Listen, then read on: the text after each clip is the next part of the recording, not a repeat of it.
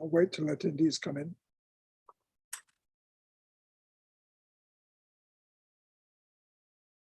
Well, it may just be us.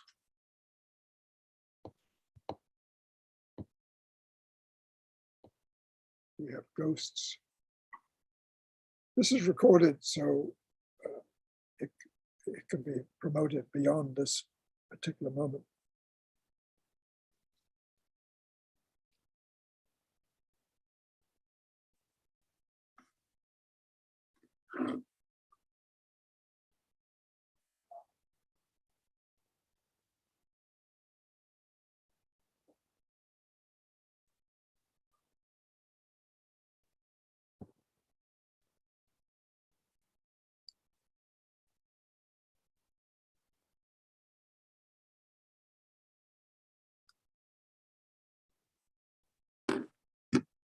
Aloha. My name is Roger Jelinek. I'm Executive Director of the Hawaii Book and Music Festival. And it's my great pleasure not only to welcome you attendees, but also John Madinger, who is a fairly extraordinary person and a very good writer. And I'll be moderating this. And so let's start. You have a pretty lurid subtitle there, and it doesn't seem to me to be in sync with your style or your approach to life. So is that the publisher's sin? Yeah, I think aspiring authors should know that the publisher usually makes these decisions on the title and subtitle. And they actually polled several possibilities with their readers and their website viewers, and their result was the winner. My result was my original proposed title apparently didn't even come into the top 5 or something, so didn't make the cut, but it does accurately reflect the book, even though it's a little bit lurid. I think that's a good word. Yeah. Anyway, let's start with what was the job you had? Just give us an overview of your career, why you went into it. Okay.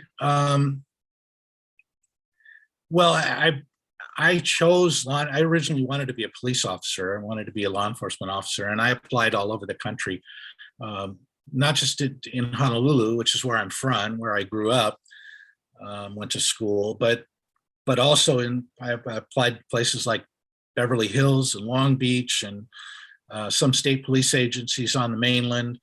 And I got called back, and my first real job offer was by the Bureau of Narcotics in Oklahoma. They offered me a job, so that was my start. I started working there in 1976. I'd actually had some experience as a sheriff's deputy prior to that. But my start was really in Oklahoma. I was a narcotics agent there for a couple of years, and then I was able to transfer to this state narcotics in Hawaii, and I worked there for another 10 years. Those were all drug cases, so I was working narcotics investigations for that 13-year period. And the choice of narcotics was just what was offered to you, or were you interested in that? Well, like I said, the first agency that really called me back was the Bureau of Narcotics in Oklahoma. At that time, I had applications in. I actually had an application in with Honolulu PD, with Beverly Hills PD, with the several state police agencies, Louisiana and Indiana, all over the country. I just wanted to be a cop, and they called back first, so I was a narcotics agent. That's how I started. Drew you to that profession? Why did you want to be a cop? I don't know, maybe from watching TV. Maybe that was the inspiration. People just want to go into law enforcement. I liked the law. I thought for a little while about being a lawyer, and I didn't really think that I wanted to do something that was always going to be inside, always in a courtroom kind of setting. So, it's a opportunity to work outside, work with people, and it was interesting and challenging. a lot more challenging in the 1970s. I think a lot more, it was different back in the 1970s than it is today. Much different career back then than it was today, than it is today. We'll get into that difference a little later. But give us, when I read the book, I found myself not able to really to identify clearly which organization did what, whether it's at state or federal level. I mean, it's a fairly complicated organization-wise. Can you just clarify that for us? Right. Well, in law enforcement in the United States, it's divided up between federal organization, federal law enforcement agencies, state law enforcement agencies, county, and city. And in Hawaii, we don't really have city police departments. We just have the 4 county police departments. Well, it's 5 actually, if you count Kalawao County, which that's really a unique law enforcement agency. At the state level in Hawaii, it's also unusual that we have like a sheriff. The sheriff's office in Hawaii is a state agency, which normally in the United States, it's county law enforcement function, county sheriff. The only other state that has a state sheriff is Rhode Island. So Hawaii and Rhode Island are kind of unique that way. But then they each cities normally have their own, own police departments, like LAPD and New York PD, and that they work the crimes within their city jurisdiction, and the county has county officers that work the county outside the cities, and then the state has jurisdiction throughout the state. My agencies were state agencies up until I went to the Treasury Department. And the federal law enforcement, they divide it up not by jurisdiction, because you have jurisdiction over the whole country, but by what laws you enforce. So DEA, for instance, drug enforcement, they handled narcotics cases. And then in Hawaii, you've got the National Oceanic and Atmospheric Administration has cops, law enforcement people that do fisheries investigation. So they're limited in their jurisdiction that way. My agencies were state agencies, were always limited to narcotics enforcement.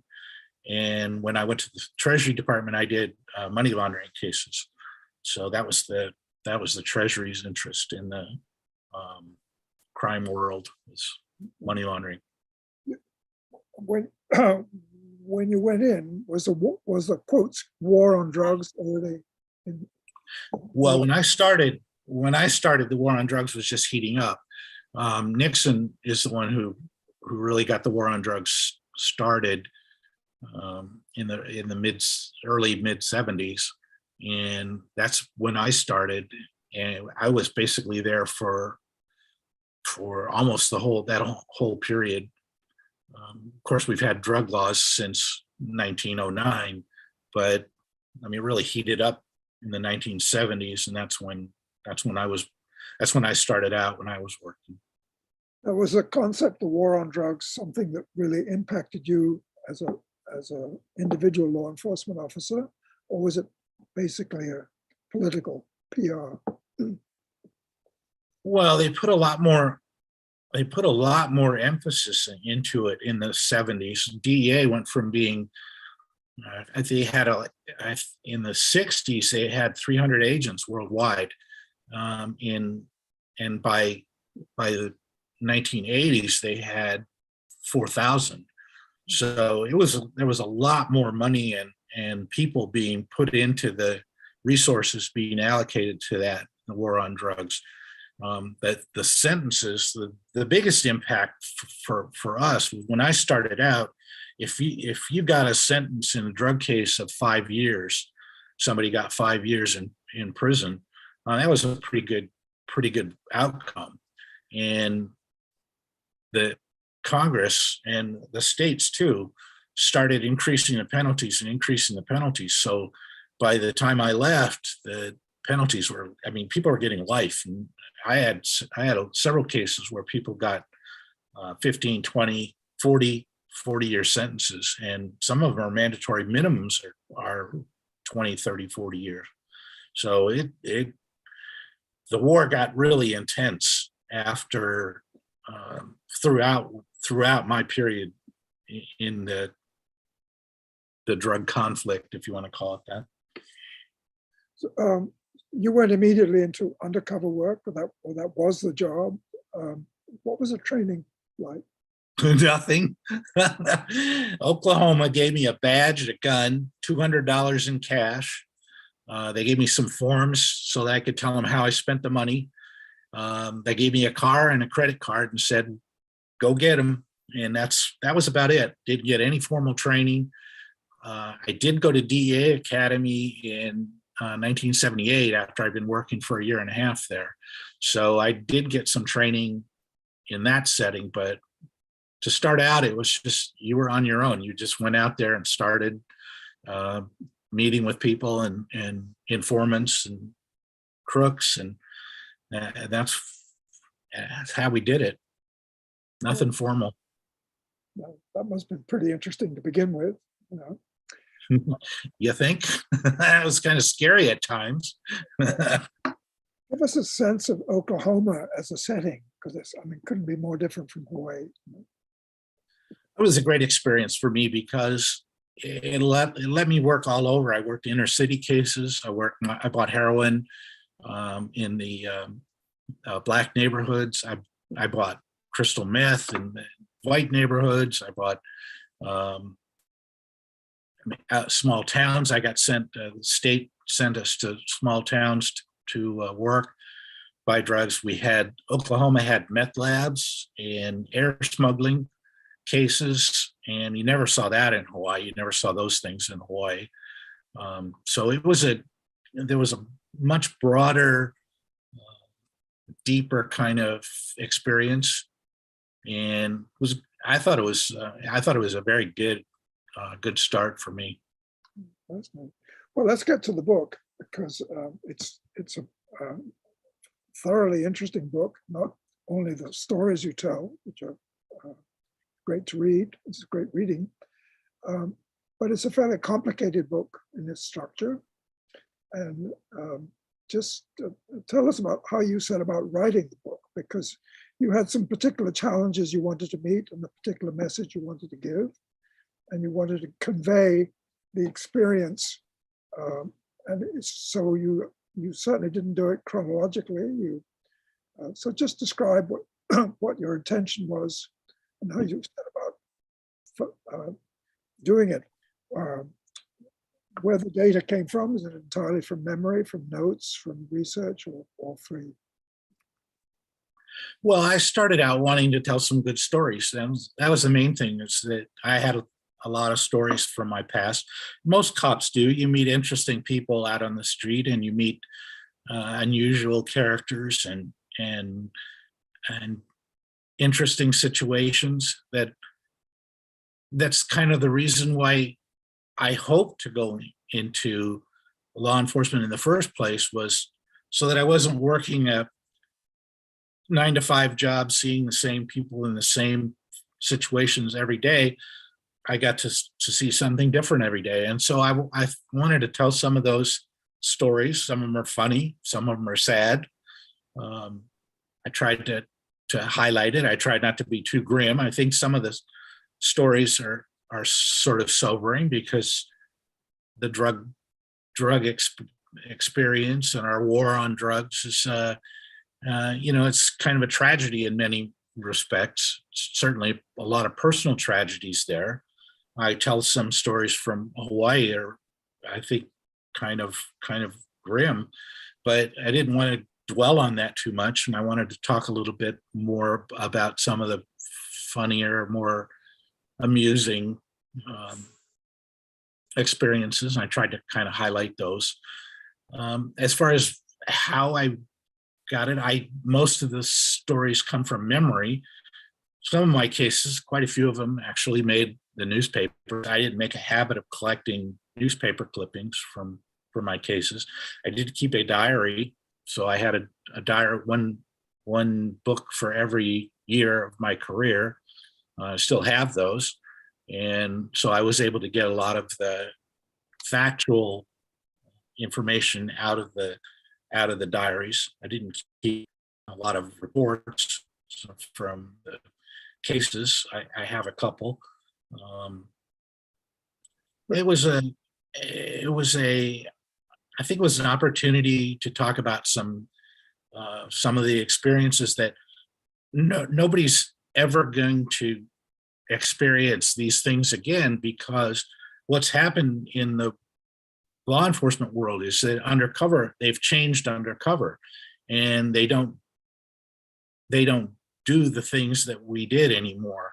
They would never ever send somebody out these days with no training and no orientation or anything, and just send you out with $200 in cash and tell you to come back with some narcotics.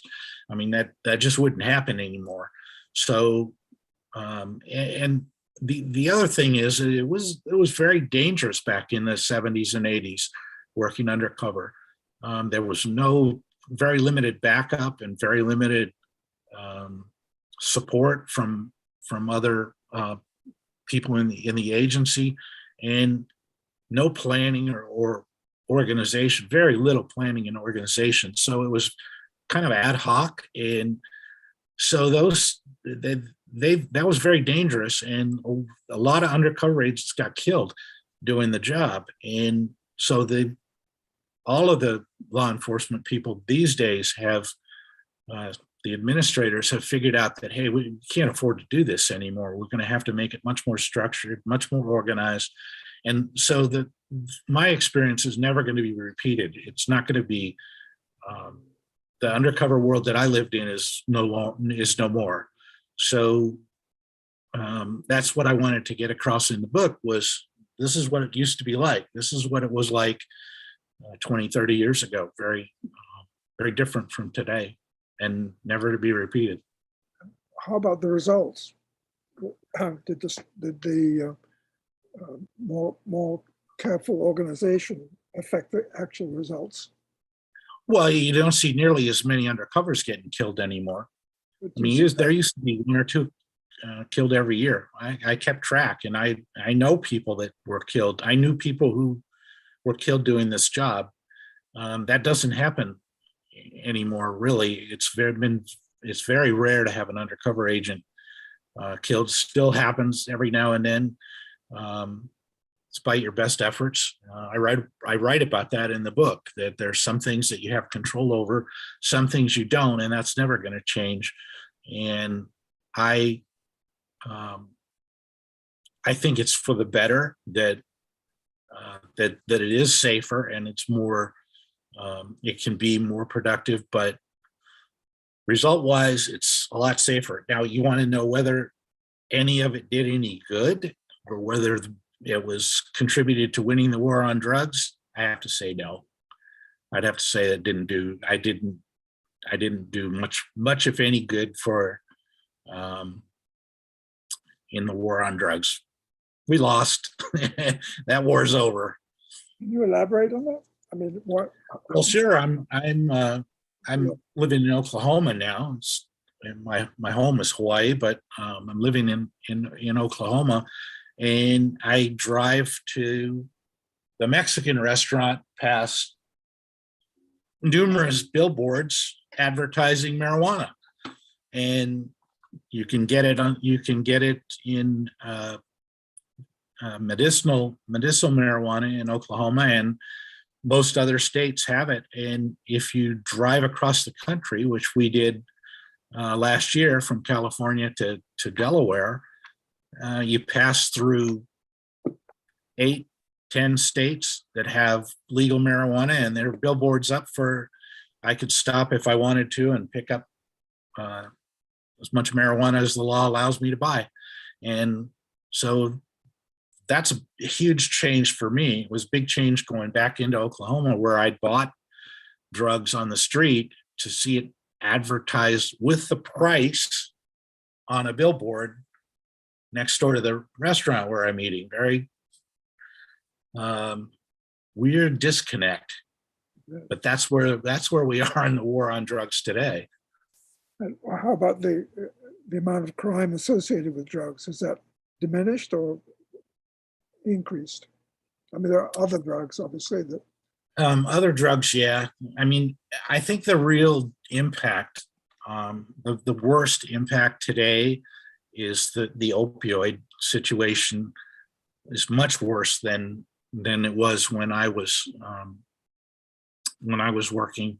I mean, there are drug addicts, drug users, people who aren't even addicted. They're just buying a small quantity of drugs for pain or whatever on the street, and they're overdosing. They're overdosing at a rate of 100 a day on fentanyl, and that's a huge problem for our society. I would say that the number of people who died from fentanyl over the last 5 years is probably pushing 500,000, maybe more than that. And I mean, that's the population of an American city. I don't know how long that's sustainable. I don't know if it is sustainable. I suspect it's not. I don't think that the current approach is working, and I think we're going to have to do something to change that. how would you describe the current approach? How would I describe the current what? Approach to Not dealing, working. no, Not working. what is the current approach? No. Well, the current approach is we're the same thing we've been doing for almost 100 years, which is you prohibit the trafficking and the sale and the possession of these substances. You try to prevent it from coming into the country. We try to elevate the price by making it harder to obtain, but it's not working. The number of the number of drug users has gone up. The number of overdoses has gone up. If it wasn't for Narcan, which is the antidote for opiate and opioid overdose, we would have 1,000 we would have no addicts left today because they'd all be dead. And it's an unsustainable position for our society to be in. Well, let's get to the book. As I said before, you structured it in an interesting way. Can you tell us about that? Right. Well, I start off the book with a story of a case that I worked on in 1977, and it was an unusual case because it really didn't have anything to do with me. My jurisdiction was narcotics. I worked drugs for the Bureau of Narcotics, and I was sent to a small town in Oklahoma called Frogville, and it is a real place. And very, very far south of Oklahoma, almost into Texas, really, just across the Red River from Texas. And it was a kidnapping case. And I didn't have jurisdiction over kidnapping. That wasn't my crime. I had no experience with that. And I was assigned to work with a Oklahoma Highway Patrol lieutenant on this kidnapping case, which turned out to be drug related because the kid who had been kidnapped was out trying to steal somebody else's marijuana from their field. This is something that Hawaii marijuana growers and people in the trade are familiar with, people trying to rip off other folks' patches. And that was how we got involved in it, was because of the drug thing. So I start that first chapter and every other chapter by going to that case. And the reason I picked that case was because it was very unusual, and because it had so many bizarre twists, and it has a very sad ending. And so that's why I told that particular story in the book. And what I did was each chapter I would start off with that, and then I would talk about cases which were related in some way, cases I had which were related in some way. And some of those were funny experiences and some of them weren't. Oh, you froze. All of that lead into other areas, and to talk about these other experiences that I had. So that's how that's how the book is structured, and I think it follows pretty smoothly from chapter to chapter. I think No, the story of the kidnapping and murder, which is the part of the lurid subtitle that we talked about. I think that was pretty well resolved by the end. Unfortunately, like I say, it has a kind of a sad ending in the but you dubbed it Hatfields and McCoys as a family feud, and that was your nickname for it, so to speak. Yeah, I didn't use any real names, but I called them the Hatfields and McCoys because it was they were the ones that were out. The Hatfields were the ones that were trying to steal the McCoys' marijuana, and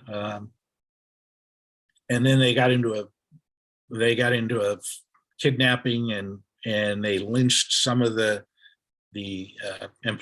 Hatfields lynched some of the McCoys' employees, and it was a tense situation the week we were down there in Frogville. And that was part of our purpose in being there, was to try and keep these people from killing each other.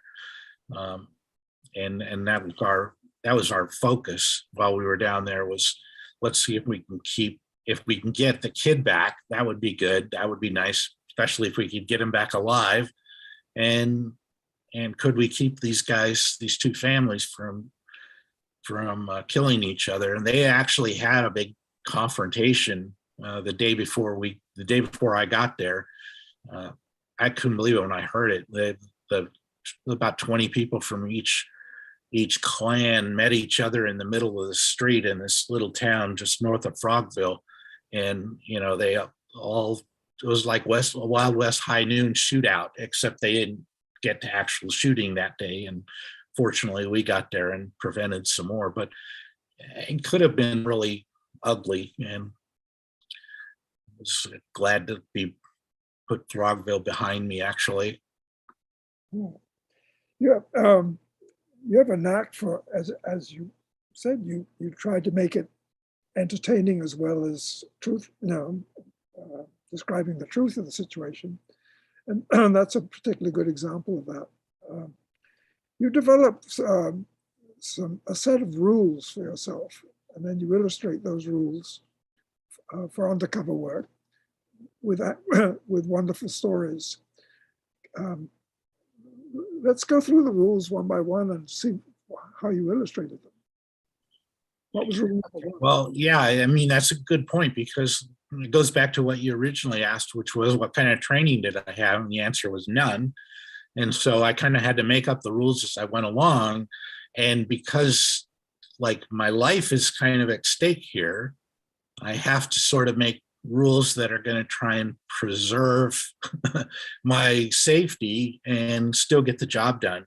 So I didn't talk about all of the rules. I didn't think everybody needed to know all the rules, but I mean, I had rules like never trust an informant was one of them. That was actually rule number 3. And informants are like a key part of drug enforcement. We had a saying that a good informant, good case, bad informant, bad case, no informant, no case. So informants are really important, but dealing with them is, can be a problem. And you need a rule to go for that. And mine was, and this is common to everybody that works informants, is don't trust them. Don't trust them farther than you can throw them, farther than you can see them. And so I talk about informants in the book. One of them is an informant that was telling me about people that he had dealt with in the past. And one of them was an extremely prominent person. I don't know if you want me to mention any names, but it was an extremely prominent person. And I didn't necessarily believe the guy, but my job is to take the information that the informant gives me and check it out. My job is to verify it or corroborate it. That's the job of any narcotics agent, is to take that information and find out whether it's true and accurate. So So that was one of the rules, and I talk about that in the book. I had another rule, and that was never work more on a case or longer on a case than the crook is going to spend in jail. And Well, that could be 20 years now. yeah, but you don't want to. If he gets 20 years, then you've met the rule. The rule was don't work any. The ones that caused a problem were the ones where you have to work a case and the guy's going to walk right out the door and he's going to get probation. He's not going to spend any time in jail at all.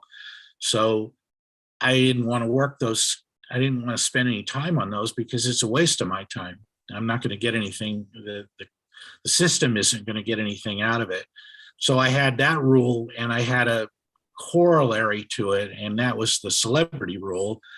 And I call it the luminary law in the book, which was if you're not going to go after a regular person for this crime, then don't go after a celebrity. And I had lots of chances to do cases on celebrities.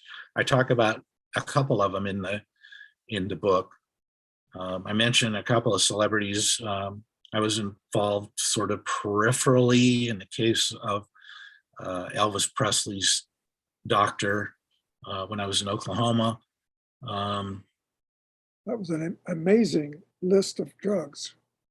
You saw. Yeah, and Howard Hughes, for instance, I was like peripherally involved in the investigation of his doctor too. Interesting case that he was a real codeine addict. He had really addicted to codeine, and he was so messed up on codeine. And when I got involved, he was already dead. I got to the DEA office in Las Vegas, where they did the case on the doctor that provided the codeine to Howard Hughes. And they showed me his autopsy photos, and he was a little skinny guy. He was like 6 foot something, and he only weighed like 90 pounds when he died. And the autopsy photos of his arms, there were broken off needles in his arms. That was how badly addicted this guy was to narcotics. So it was an interesting experience. How did you get involved in that one? Well, we needed an expert witness to testify in a case that we had in Honolulu against a doctor that was selling prescriptions for Quaalude. And you have to have another medical expert to testify whether this prescription or these activities that the doctor was engaged in were in the course of his legitimate medical practice. And so we got an expert witness to come in and testify. And so that's how I met the people that this doctor was involved in the cases against Howard Hughes' physician and Elvis Presley's physician. So I got to talk to him and meet with him and talk to him about those other two cases and how they treated those investigations. So it was an interesting. Both of those things were interesting experiences. A lot of dialogue in the book. It's really quite wonderful. It's quite different from the dialogue we're having. Can you read some? Oh, can I read some? I got a book. I think so. Yeah. Let me see if I can get an excerpt. Well, I caught you off guard on that. Yeah. When the book arrives, we'll return to that. But let me just go to another aspect, which is really interesting. You're very realistic in how you evaluate the possibilities and the prospects of the work, and you're very businesslike in areas that are often glorified. For instance, TV shows and movies and video series. Uh-huh. And you have a very clear point of view about not glorifying that. Right. Yeah. There's not a lot of glory in this thing. Well, but script writers tend to find something. Yeah. But I mean, you clearly communicate the point that it's hard work. It's not glamorous, and it requires considerable intelligence and a lot of risk. And it's not glamorous. You know. But the general public and most of the true crime books that one reads tend to treat the kind of work you were doing as quite glamorous. Yeah. Well, it was, I don't know. I tried to make it, a lot of these situations they might have even been scary at the time, or they were grim. I mean, something you might not think was really funny. I mean, some of the time I might have been in some danger, actual physical danger. But I tried to find some humor in these things and a way to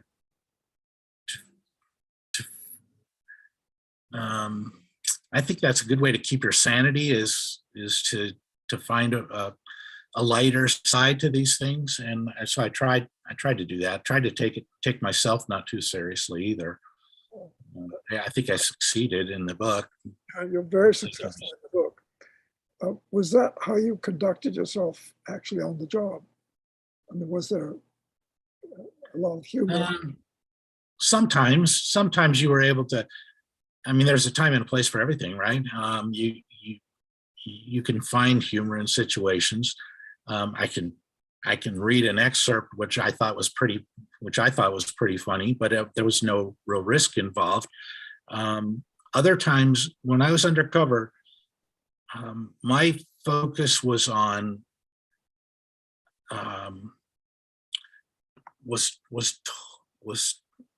listening to everything. That was one of the rules. One of my rules was listen to everything.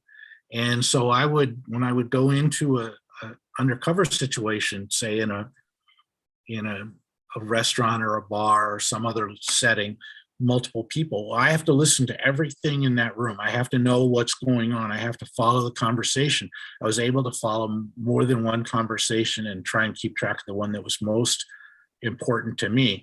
But I also had to monitor things that most of us don't do in your normal conversations. At least you don't do it consciously, which is watching for sort of subtext and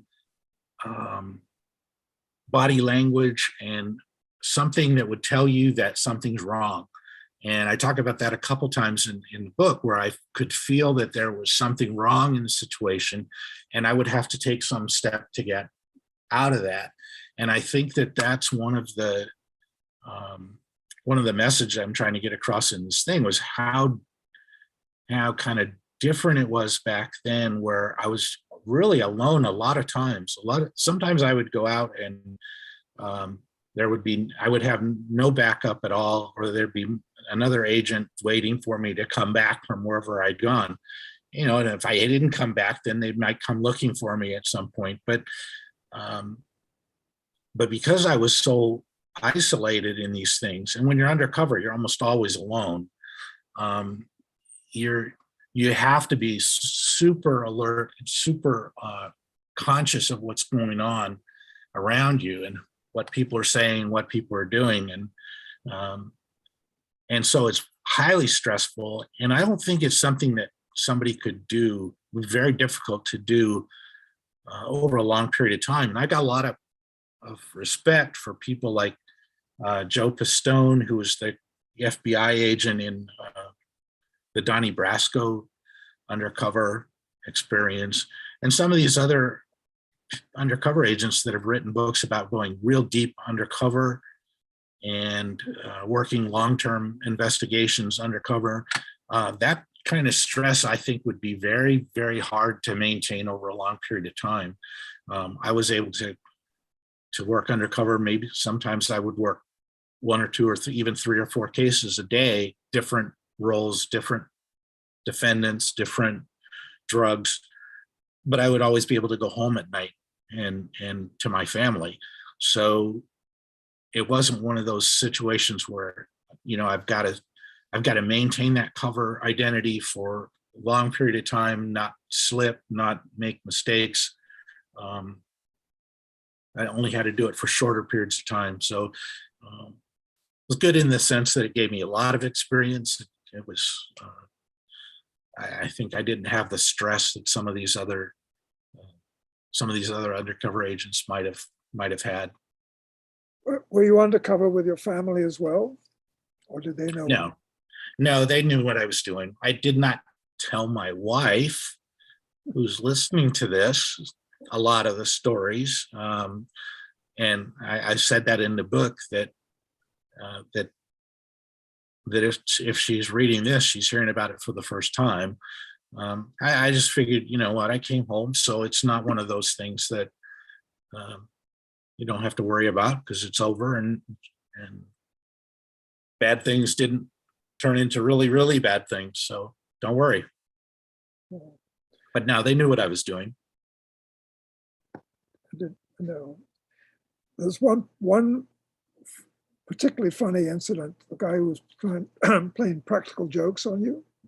Describe that. The very tall, 6.5. Oh yeah, that was I worked for him. This guy by the name of Jimmy Birdsong, and he was a senior agent, and he very distinctive guy who's 6 foot 6 inches tall and over 300 pounds. Big guy, very big personality, very well known in the area where he specialized, which was mostly the heroin traffic in Oklahoma City.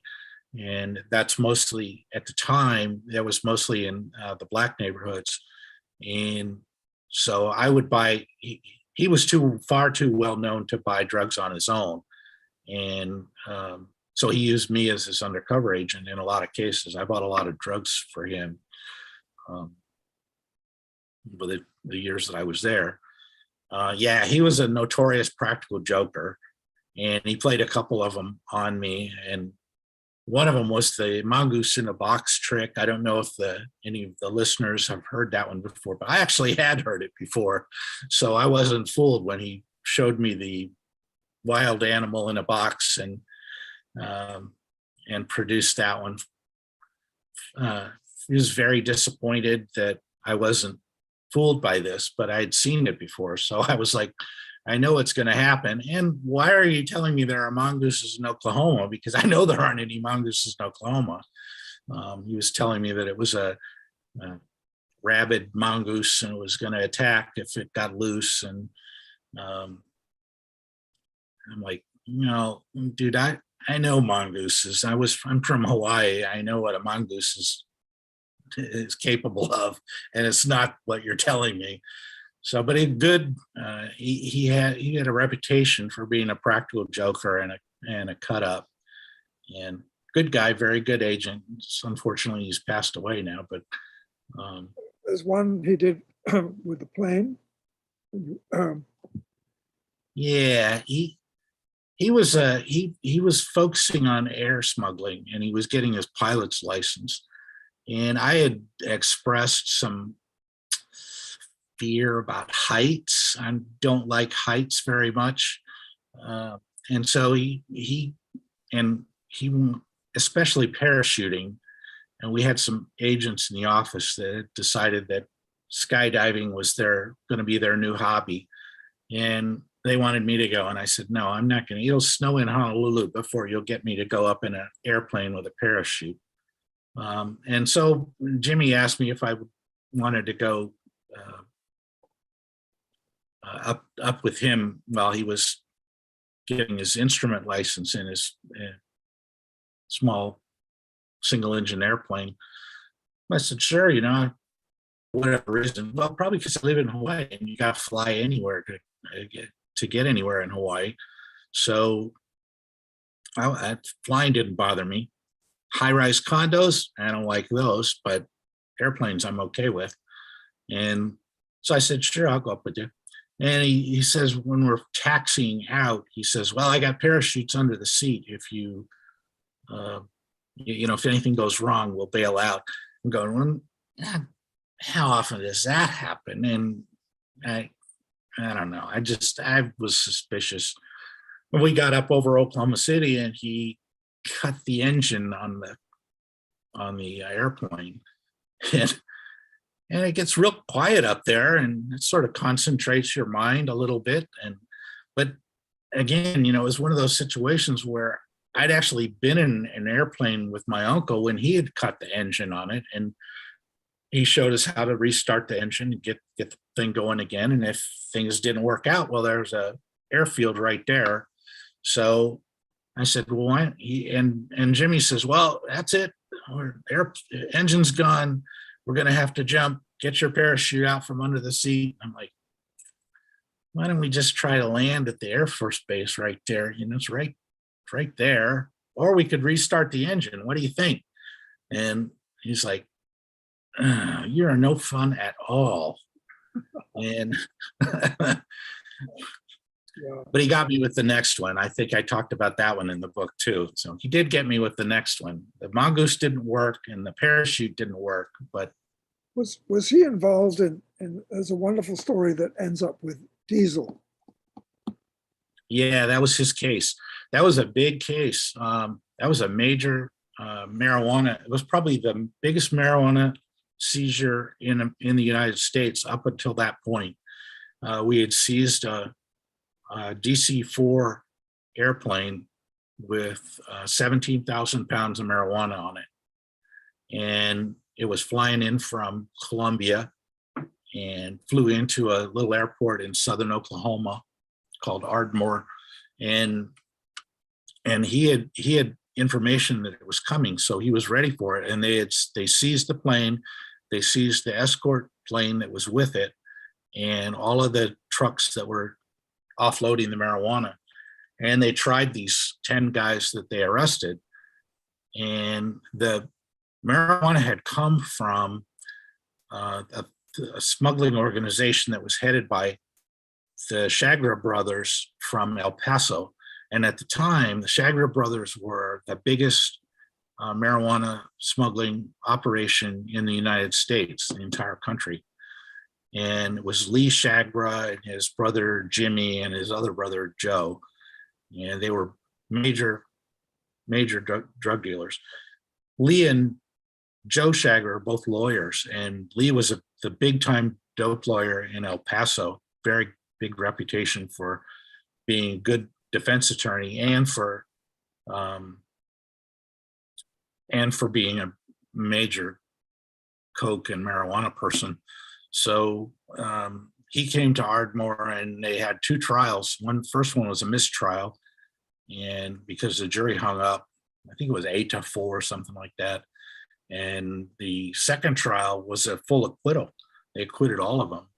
So we had all this 17,000 pounds of weed, and we had to do something with it. So we took it out, and it had been stored at a bunker at the Naval Ammunition Facility in McAllister, and and we burned it.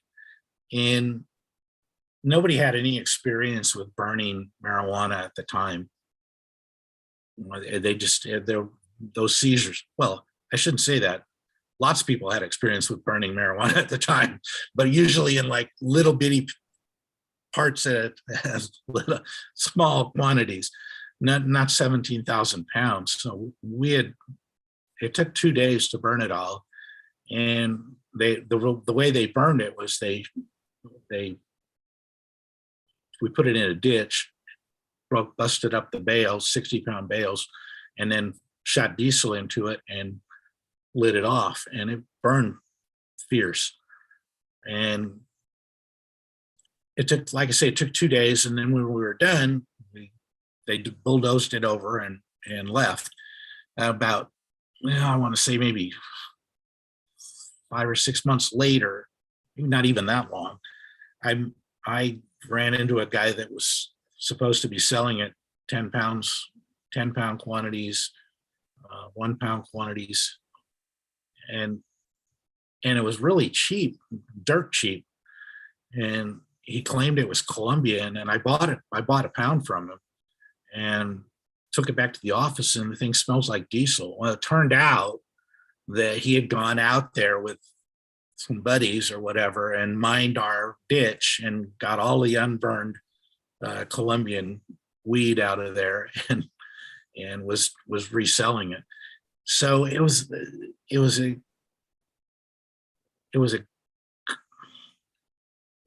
I was one of the few cases where I was able to go all the way to the top of the ladder, which is what you do in drug enforcement. You buy low and you buy it from this guy and you take it to the next step and you go to the next step above that. And eventually, in theory, you get to the top of the ladder. Well, in this case, I knew exactly who the top of the ladder was. I knew exactly where that dope came from. I knew exactly the source, which was the Shagger brothers down in El Paso, but we couldn't do anything about it because we have to admit that it was our dope to start with. We came from our seizure. The funny thing about that one, I mean, that was, so the case went nowhere. My buy went nowhere. We never charged the guy, but they charged the Shaggers with conspiracy down in Texas. The feds did shortly after that. And that case was going to go before Judge John Wood in San Antonio. And that guy had a reputation. His nickname was Maximum John, and because he handed out maximum sentences in drug cases. And they didn't want to do that, so they hired a hitman to kill him. And they did shoot him in the back with a high-powered rifle. The hitman in the case was the father of Woody Harrelson, who is the actor in Cheers and all these other films. Not Pulp Fiction. What was the other one that he was in? The Crime Story. But his father was the hitman, and they were able to solve that. That was the FBI's biggest case, highest priority case for a while, until they got the Shagger brothers, locked them all up, and Harrelson too, and his wife, Harrelson's wife. Harrelson died in prison over that, and the Shaggers all got long sentences. Lee Shagger was the lawyer in our case, our Ardmore case. He was killed in a drug dispute. Some money down in El Paso, was killed in his office. So yeah, that was a good case. Another case that went nowhere, kind of like the Frogville case. We never charged anybody in that investigation either. Yeah, that's interesting. It's happened several times in the stories you tell that you decide not to proceed. Was it, when you got involved in a case like that, was there a lot of reporting to be done? Did you actually have to write it up at every stage, or were you absolutely on your own? A lot of reporting, is that what she said? Yes. Did you have to write up your meetings with the informants? Oh yeah, that's a hard rule in law enforcement. That's not one of my rules. That's, if it's not on paper, it didn't happen. So you have to write long reports. I had to write affidavits. Some of the affidavits that I wrote were 50 pages long. So yeah, and the case files, I had case files that were a foot thick. So, and that's just the reports that I wrote. Did you write the dialogue? Or other agents wrote. Did you write the dialogue? No. Well, I mean, if you in the sense that you transcribe the tapes, a lot of these deals, the undercover deals, were taped. I always kept a mini cassette recorder that was recorded the deals. Kept that in my boot usually, and we had a much more sophisticated recorder that we used in some cases, quite a bit bigger too, actually, that we used to record those. So in that sense, yeah, the dialogue all got recorded. One other thing that I noted throughout the book is the violence of the situation, potential and actual, and the confidence you had. Yeah, I just lost your mic. I'm sorry. Right, the violence and the confidence you had in your own physical strength and your own ability to control a situation violently if necessary. You don't look like that kind of person. No, well, if it gets to the point where you're fighting the person and there's violence involved, then it's too late. And my philosophy was that as an undercover, was that I could talk my way into the situation, and I had the confidence that I would be able to talk my way out. And if I ever lost that confidence that I could talk my way back out again, then I was done. That was going to be the end for me. Was if I felt like, look, this is too much, and it's time for me to stop doing this. And that eventually I did feel that way. I was ready to quit. It was a great experience, and it was very stimulating, and it was fun, and it was interesting, but I don't think you can do it forever. I don't think I could have done it forever. I don't think you could do it the same way today. You couldn't do it the same way today. You were always armed, but one other remarkable Mostly.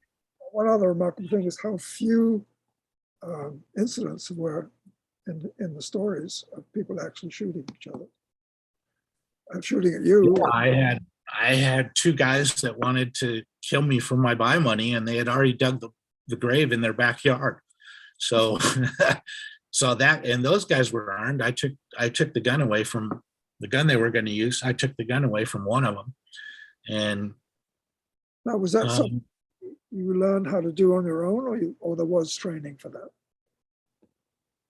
Well, after I did go to police academy in Oklahoma, and DEA academy. I hadn't gone to DEA academy at that point for that case, but yeah, you have some law enforcement training, basic law enforcement training. They don't cover undercover in those courses, but I had basic law enforcement training. I was pretty good with a pistol. Oklahoma, the first day, actually, when I said they gave me a gun, they actually gave me 4 guns. The first day, they gave me a rifle, a shotgun, and 2 pistols.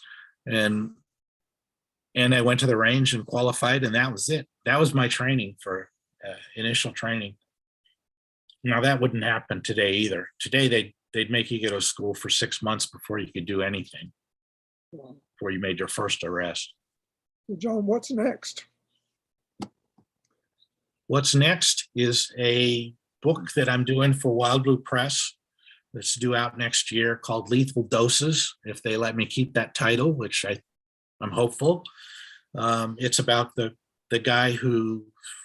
man who first brought fentanyl to the United States and first manufactured fentanyl for the consumer market in the US. So Lethal Doses is going to be about his story, and the result of which is we're having 100,000 overdoses annually, most of which are from fentanyl. We just lost we lost Prince and Tom Petty. We lost another celebrity just a couple of weeks ago to fentanyl, and we're losing a minimum of 5 to 10 people every single day for that drug. So that story is true crime. My involvement in that story is I met this guy in 1977 when I was working for Oklahoma, and he was preparing me for an undercover assignment. We used him. He was an informant, and I was going to be working undercover as a salesman in a pharmaceutical company, a drug company, a chemical company. And he was preparing me. He was a clandestine lab operator, the best clandestine and most dangerous clandestine lab operator that DEA has ever encountered. They call him the real Walter White, as a matter of fact. And so that's the book is about my relationship with him and his story of how he became the first fentanyl manufacturer in the United States. Wow, that's going to be quite a story. Well, we've come. I think so. We've come to the end of the hour. I'd like to thank you very much. Thank you, attendees, and wish you the best of luck with this, the fentanyl. Thank you so much, John. Sure, my pleasure. Aloha. Aloha.